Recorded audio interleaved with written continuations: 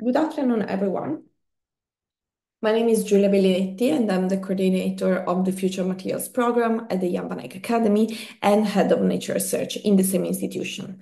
The Jan van Eyck Academy is an artist residency located in the south of the Netherlands, for the ones of you who might not be familiar with it. So before starting, I would like to thank very much Francine and the whole organization behind this forum for this kind invitation. And to say that I'm very excited for the conversation that will follow, especially because there are some familiar faces among the fellow speakers and panelists. So I will now share my screen and my presentation, which I hope you can see. So in my brief contributions, which is titled Future Materials, Unlocking Collective Material Imagination, I would like to add a further layer of reflections and bring the conversation around the question of materialities. I would like to invite you to reflect on the way material entanglements can be point of departures or even support an ecosystemic turn in the arts and what this might mean.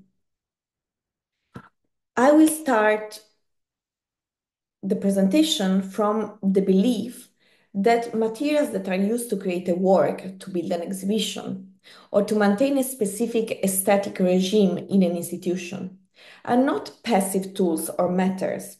They speak of the systems of values informing a specific artwork and how this artwork relates to more than human ecosystems.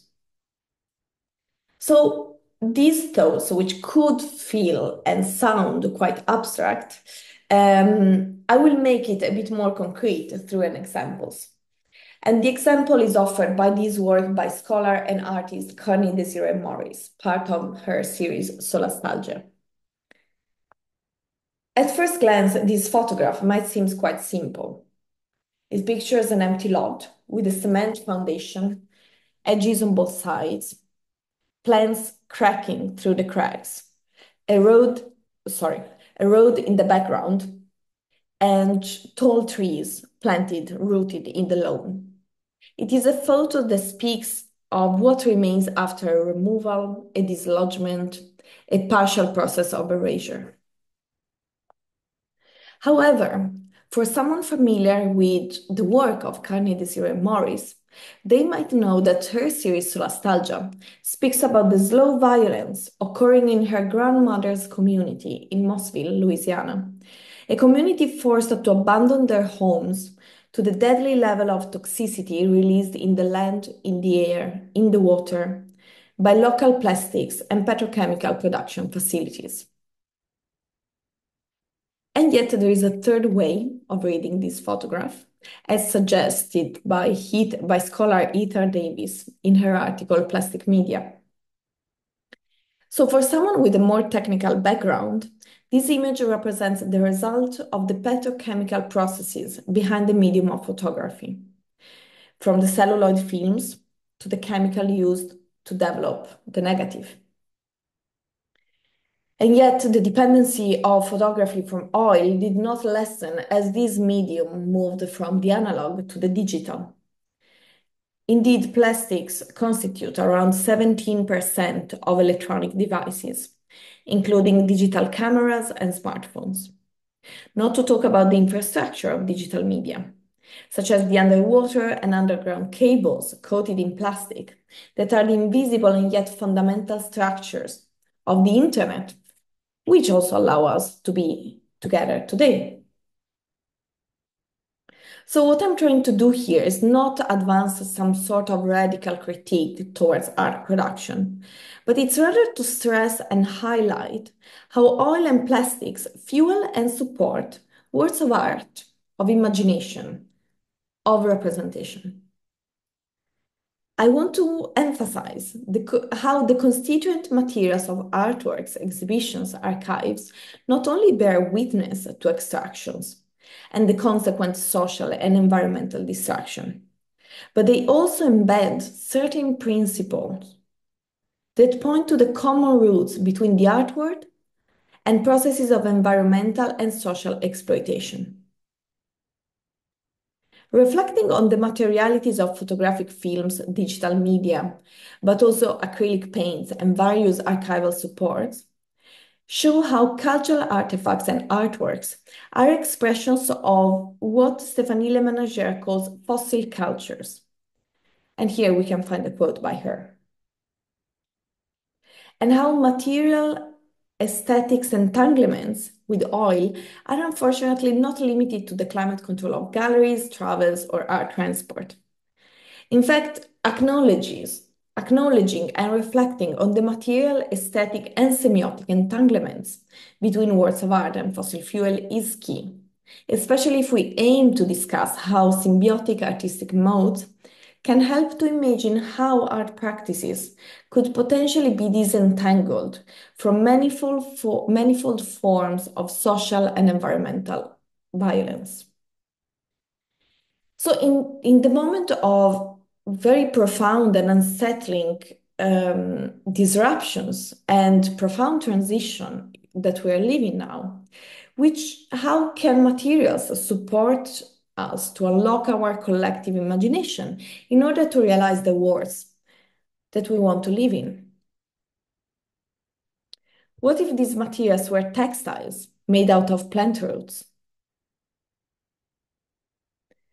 What if materials would reuse matter discarded by our human bodies and transform it not only in something valuable, but also beautiful? What if we would extract carbon from the atmosphere and transform it into pastels or crayon? What if we would use fungi pigments as dyes? Or if exhibition furniture was made with sawdust coming from the wood workshops of museums or exhibition spaces? Or perhaps by nettles harvested in the surrounding of such exhibition spaces? Or even, what if artworks could repair and regenerate damaged landscapes? These are only some of the many material imaginaries behind the Future Materials program at the Jan van Eyck Academy. Future Materials is a knowledge platform aimed at supporting and disseminating knowledge about ecologically conscious materials, with a specific focus on art and design practices. The core component of the program is the Future Materials Bank, an online collection of material projects developed by artists, designers, and other practitioners in different parts of the planet. Next to the Future Materials Bank, we have also developed a number of supporting threads of activities, such as the Future Materials Encounters, the Future Materials Lab, the Future Materials Fellowship, of which we have Dorike Skurs here, one of the first fellows. The materials collected on the bank range from natural materials and ancient crafts, to circular materials, to new materials that aims to create forms of reciprocities, of symbiosis with the environment. On the website, we have a lexicon and a material policy. The lexicon aims to create a common understanding of a number of recurrent terms on the bank, and the material policy aims to offer a guide for practitioners willing to submit a project to the bank and to us in our process of revisions of the submitted projects.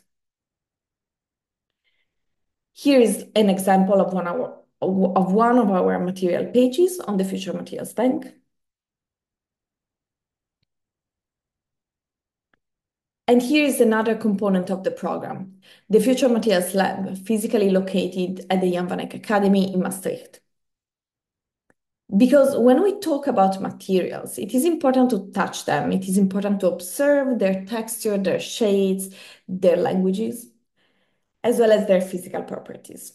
And for these reasons, in the lab, we host a small collection of 140 samples connected to the materials on the bank. And we also try to offer advice and suggestions for the artists in residence at the Jan van Eyck Academy, or for external visitors that might come and visit us. The Future Materials Lab also welcomes collaborations of different forms that might shed a new light or offer different readings of the samples and material collections. And an examples of these is here, like is the image here on the left, which happened in the spring of 2022, when two artists in residence took over the collection of the Future Materials Lab and reinterpreted it under a sonic perspective, creating a future materials sound bank. Next to this, on the right, we see like one of the many future materials encounters that we have realized, in particular, one centered around algae and human hairs with Bella Roffen.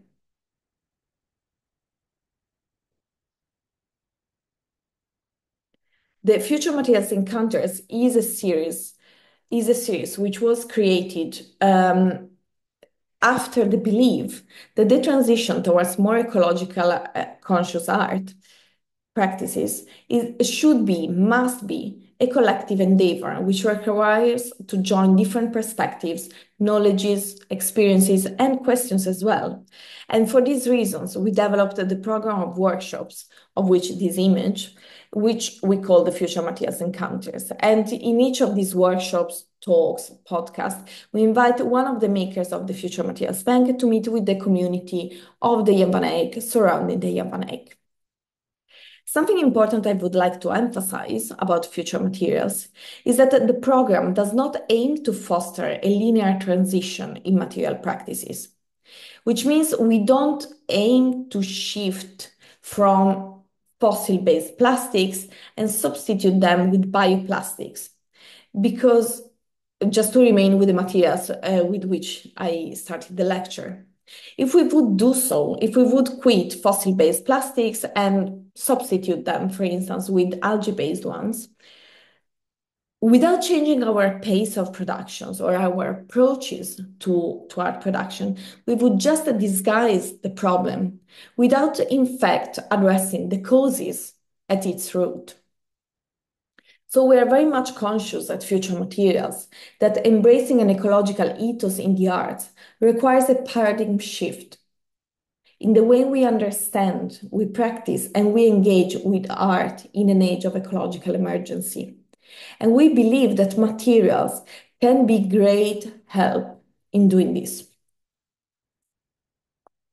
Materials can challenge the accelerated temporalities of the exhibition practices and art production in order to embrace more cyclical rhythms in balance with the seasonality of natural cycles and processes of regeneration. I am bringing here the examples of Dutch textile artist and designer Claudie Youngster, who lives and works in symbiosis with her dynamic garden, which provides her with the dyes, pigments, and with a flock of rare indigenous dread sheep, from whom she obtains the wool fibers used in her tapestries. Her studio, situated in the rural north of the Netherlands, works in collaboration with a wide range of farmers, botanists, historians, color specialists, and others, in order to revive and maintain ancient crafts and knowledges. It is an example of how seasonality can replace acceleration, and symbiosis can become an inspiring principle and methodology in art practices. The following material, which is helping to shift our imaginaries of coexistence, is Color Amazonia by Colombian artist Susana Mejia. Color Amazonia aims to preserve local knowledges of indigenous Witoto and Ticuna communities about the natural pigments from the Amazon forest. It does so through an extensive network of collaborations with anthropologists, filmmakers, artists, in order to document more than 11 different dye plants and their recipes. Together, all these practitioners, together with the indigenous communities, they aim to prevent traditional knowledge about natural fibers and dyes from disappearing, thus combining the fight against cultural and natural degradation.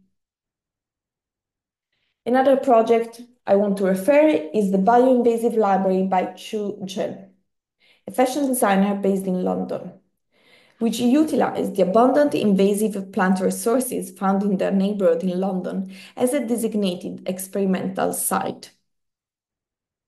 By conducting a comprehensive inventory of invasive plants in the area, Chen created a local map of invasive plant species and based on them created a fashion collection.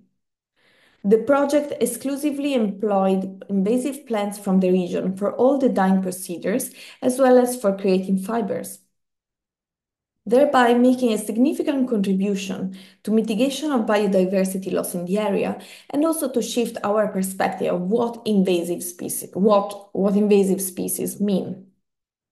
The project speaks about the importance of observing and noticing landscapes, urban and not, that surrounds us. So how noticing and paying attention can be or should be a precondition for more ecological practices. And in the same line, like a similar teaching emerged from another project by Maria Roy de Lefeu, who during the COVID pandemic used the limitation in mobility to explore the underground of her garden, digging into strata of histories and creating a collection of vases and vessels that embed the different soils layer as well as anthropogenic remnants, as we can see here in this detail. In this way, the collection functions as an archaeological study of these histories, also eschewing a romanticized perception of what ecological artistic practices could be. So I will, conscious of my time, I will end my presentation here, and I very much look forward to the panel discussion in order to delve more into some of these concepts, examples, and much more that my fellow speakers might share. Thank you very much.